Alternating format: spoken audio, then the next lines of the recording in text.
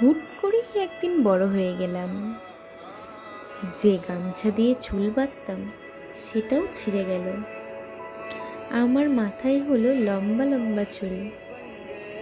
এরপরে টের পেলাম এই লম্বা চুলে সেই ছোটবেলার মতো আর মজা লাগছে না।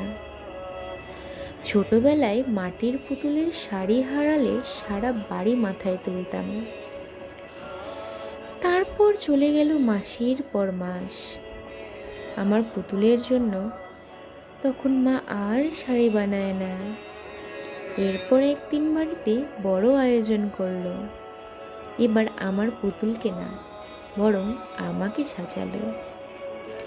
ধুলো দিয়ে ভাত আর ইটের টুকরো মাংসের বদলে টেবিলে নানান পদ সাজানো হলো। আমার বউসাজ দেখে মা কাঁদো কাঁদো গলায় বলল, আমার মেয়েটা আজ কত বড় হয়ে গেল। সেদিন বুঝলাম ছোট আমির বড় হওয়ার কত কষ্ট।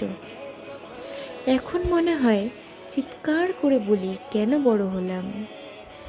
বিশ্বাস করো, আমার এই বড়বেলা একদম ভালো লাগে না।